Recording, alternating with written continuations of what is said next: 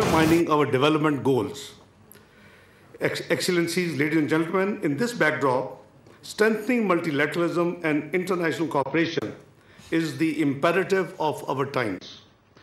Parliamentary diplomacy in the form of the Inter-Parliamentary Speakers Conference, ISC, can play an important role in this regard by promoting dialogue, mutual respect, and engagement.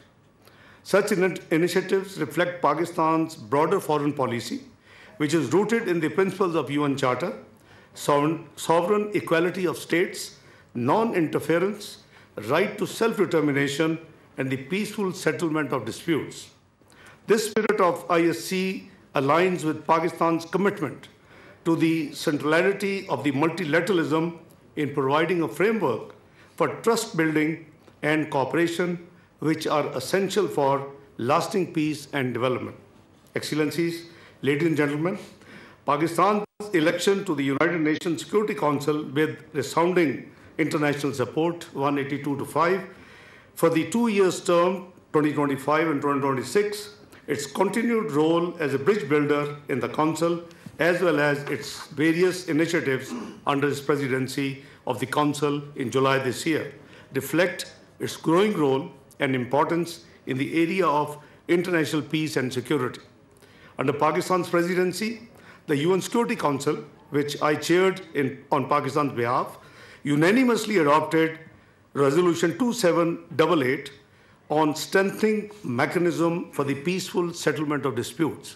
Now, by the way, this was rare. After a long number of years, a consensus resolution, a unanimous resolution was adopted on 22nd of July in the UN Security Council.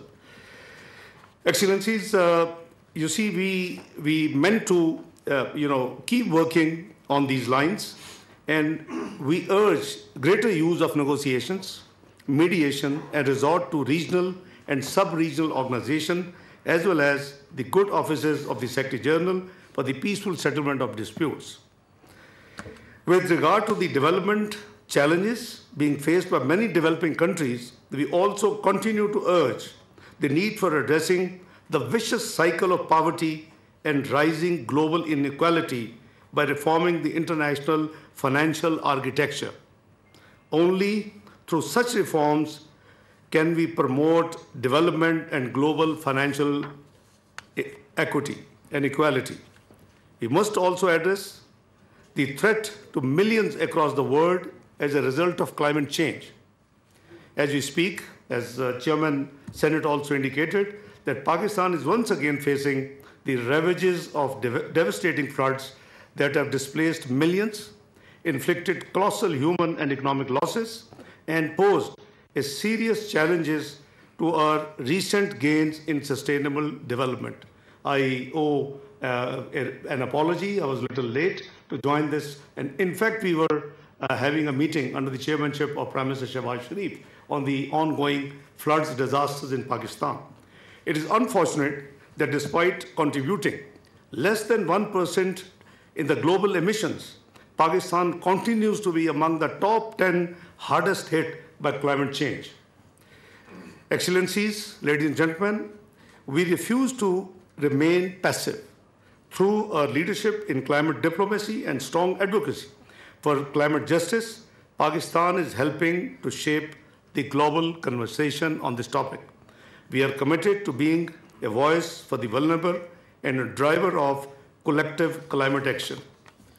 At the same time, we recognize that economic resilience is a vital pillar of sustainable development. That is why we are actively positioning Pakistan as an investment-friendly destination. Ladies and gentlemen, Excellencies, wearing multiple hats as Deputy Prime Minister, Foreign Minister, and Leader of the House in the Senate, I have the privilege of seeing both sides of equation, foreign policy on the one hand, and parliamentary consensus on the other. I am sure, and I can assure you as well, that when the executive and the legislative pillars work in harmony, meaningful progress follows. That is why the Inter-Parliamentary Speakers Conference is very significant in my opinion. It brings them together and generates the momentum needed for meaningful action. Excellencies, ladies and gentlemen, today's ceremony is only the beginning. The main conference is in November, will bring even more global voices to the table. I am hopeful that the conversations we start today will develop into strong partnerships and practical outcomes and solutions to achieve peace, security, and development. In closing, I thank all the distinguished participants who are here today with us. I also extend my best wishes to the Honorable Chairman Senate for the successful hosting of the ISC gathering in coming November. I thank you all. लियो का भी सामना है नायब वज़ीर-ए-आज़म इशाक़ डार का conference से खिताब इस्लामाबाद में ये इंटर पार्लिमानी स्पीकर कॉन्फ्रेंस के हवाले से कर्टन रेजर तकरीब कहा गया कि हम इस्तेहकाम और तरक्की का आपस में गहरा ताल्लुक है। सब्सक्राइब करें और बेल दबाएं ताकि कोई खबर रह न जाए।